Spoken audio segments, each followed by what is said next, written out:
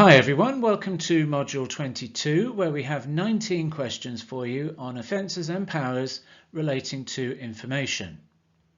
Okay, here we go then. Question 1. When considering the definition of directed surveillance under the Regulation of Investigatory Powers Act, which of the following statements is correct? Is it A, surveillance will be covert for the purposes of a specific investigation or operation which is likely to result in obtaining private information about an identified person? Or is it B, much the same in terms of the start, surveillance will be covert for the purposes of a specific investigation or operation which is likely to result in obtaining private information, and here we go, this is the different bit, about a person, whether or not that person has been identified?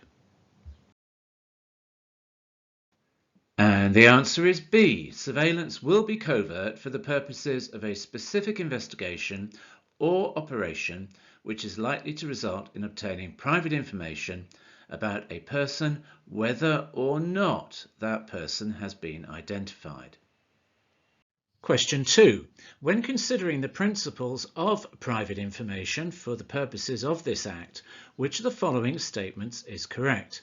Is it A, relates to a person's private, family or personal relationships with others and may include professional or business relationships? Or is it B, relates to a person's private, family or personal relationships with others but does not extend to professional or business relationships? And the answer is A, relates to a person's private, family or personal relationships with others and may include professional or business relationships. Question 3. When considering authorization levels for directed surveillance, which of the following is correct? Is it A, a superintendent or above must believe the surveillance to be necessary and proportionate for the purposes of the investigation or operation? Or is it B, a superintendent or above must believe the surveillance to be necessary and justified for the purposes of the investigation or operation? So are we looking at necessary and proportionate or necessary and justified? And the answer is A, superintendent or above must believe the surveillance to be necessary and proportionate for the purposes of the investigation or operation. Question 4. In terms of the time frame for pre-planned directed surveillance, which of the following statements is correct? Is it A, when authorized by a superintendent or above, this will be in writing for 3 months beginning from the start of the operation? Or is it B, when authorized by a superintendent or above, this will be in writing for 3 months beginning on the day of authorization? And the answer is B, when authorized by a superintendent or above, under normal circumstances, this will be in writing for 3 months beginning on the day of authorization.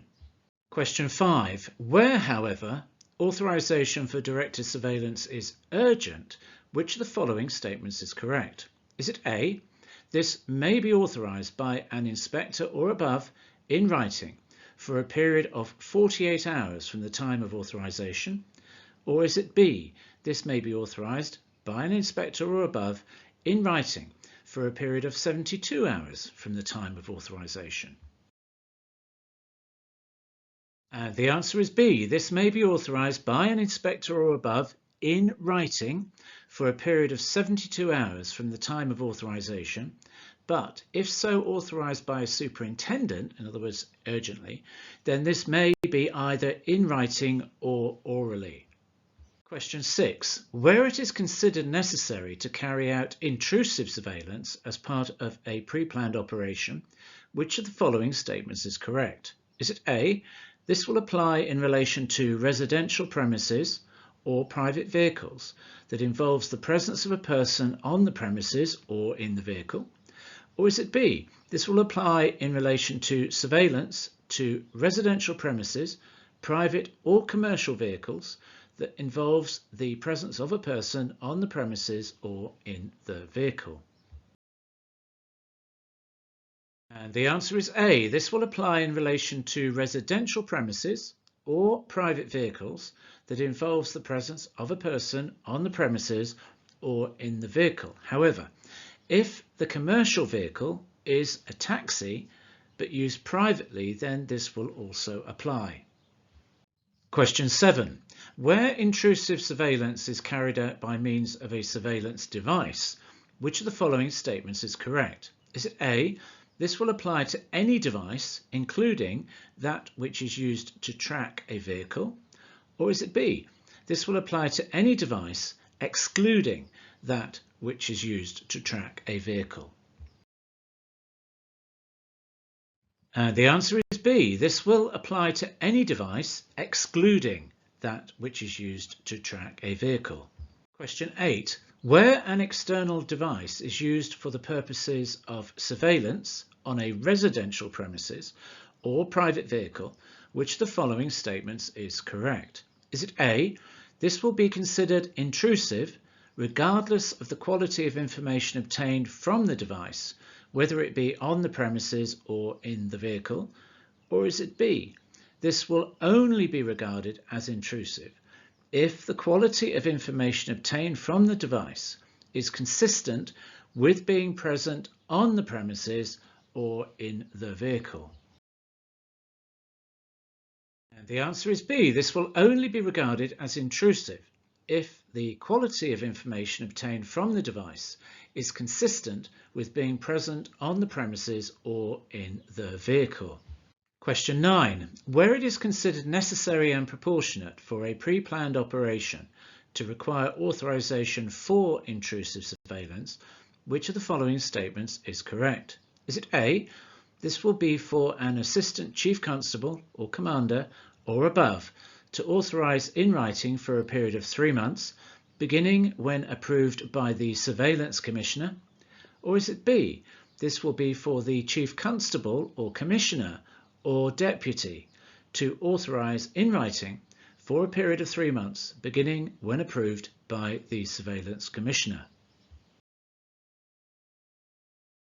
And the answer is B. This will be for the chief constable or commissioner or deputy to authorize in writing for a period of 3 months, beginning when approved by the Surveillance Commissioner. Question 10. When authorization for intrusive surveillance is required urgently, which of the following statements is correct? Is it A. This will be for the chief constable, commissioner or deputy to authorize in writing for a period of 72 hours, provided notice is given to the Surveillance Commissioner? Or is it B. This will be for the chief constable, commissioner or deputy to authorize in writing for a period of, again, 72 hours, beginning when approved by the Surveillance Commissioner?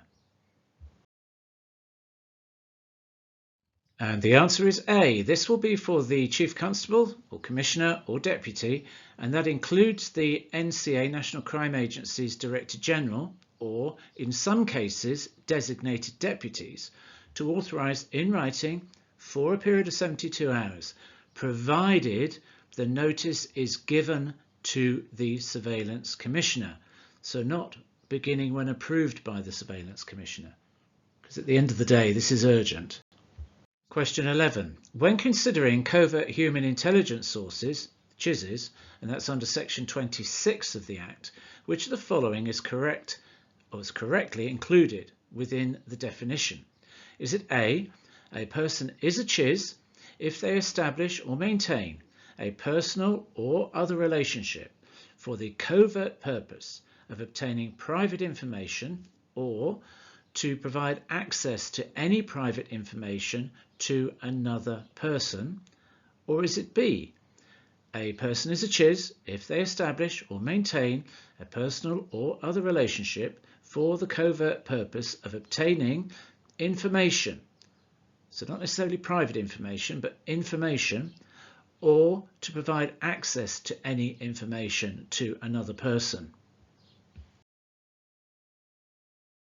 And the answer is B. A person is a CHIS if they establish or maintain a personal or other relationship for the covert purpose of obtaining information, so not necessarily private information, just information, or to provide access to any information to another person.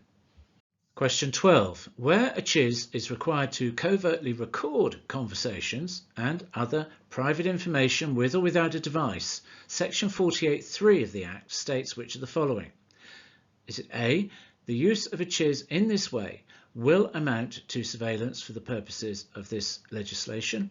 Or is it B, the use of a CHIS in this way will not amount to surveillance for the purposes of this legislation? And the answer is B, the use of a CHIS in this way will not amount to surveillance for the purposes of this legislation. Question 13. When seeking authorization for a CHIS, which of the following statements is correct? Is it A, the authorizing officer should be independent of the investigation? Or is it B, the authorizing officer must be independent of the investigation?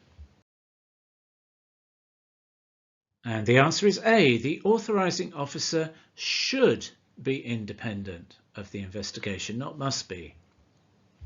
Question 14. The RIPA, Directed Surveillance and CHIS Order of 2010, as amended in 2013, identifies which of the following authorization criteria for a CHIS. Is it A, the minimum rank will be superintendent or above in writing for a period of 12 months beginning on the day authorization is granted? Or is it B, the minimum rank will be Assistant Chief Constable or Commander or above in writing for a period of 18 months beginning on the day authorization is granted? And the answer is A, the minimum rank will be Superintendent or above in writing for a period of 12 months beginning on the day authorization is granted. Question 15. Where the required authorization is urgent, which of the following applies? Is it A, Inspector or above in writing for a period of 48 hours? Or is it B, Inspector or above in writing or a Superintendent in writing or oral for a period of 72 hours? And the answer is B, Inspector or above in writing or a Superintendent in writing or orally for a period of 72 hours. Question 16. Where it becomes necessary for a CHIS authorization to extend beyond 12 months, which of the following applies? Is it A, this will be for an Assistant Chief Constable or Commander to authorize, subject to approval by the Chief Constable or Commissioner? Or is it B, this will be for a Chief Constable or Commissioner to authorise, subject to approval by a Judicial Commissioner? And the answer is B. This will be for a Chief Constable or Commissioner to authorise, subject to approval by a Judicial Commissioner. Question 17. In the event the CHIS is an undercover officer, otherwise known as a relevant source, which of the following correctly identifies the authorization criteria? Is it A, this will be for an Assistant Chief Constable or Commander to authorize in writing for a period of 12 months, beginning on the day authorization is granted? Or is it B, this will be for a Chief Constable or Commissioner to authorize in writing for a period of 18 months, beginning on the day the authorization is granted? And the answer is A. This will be for an Assistant Chief Constable or Commander to authorise in writing for a period of 12 months, beginning on the day authorisation is granted, or when urgent, Superintendent or above for 72 hours. Question 18. Where the CHIS is a juvenile or vulnerable person, which of the following authorisation criteria applies? Is it A, this will be for an Assistant Chief Constable or Commander to authorise in writing for a period of 4 months, beginning on the day the authorisation is granted? Or is it B, this will be for an Assistant Chief Constable or Commander to authorise in writing for a period of 6 months, beginning on the day authorisation is granted? And the answer is A. This will be for an Assistant Chief Constable or Commander to authorise in writing for a period of 4 months beginning on the day authorisation is granted. Question 19. Where a potential juvenile chiz is under 16 years of age, which of the following statements is correct? Is it A. Under no circumstances will they be authorised to provide information against his or her parents or any person with parental responsibility? Or is it B. Only in exceptional circumstances will they be authorised to provide information against his or her parents or any person with parental responsibility? And the answer is A. Under no circumstances will they be authorised to provide information against his or her parents or any person with parental responsibility. Well, I hope you found these questions useful, and if you did, then please take a moment to subscribe to the channel, maybe even spread the word. And if you'd like to know more about the handbooks, then look me up at amazon.co.uk to see if this is the style of learning which can help you with your ongoing studies.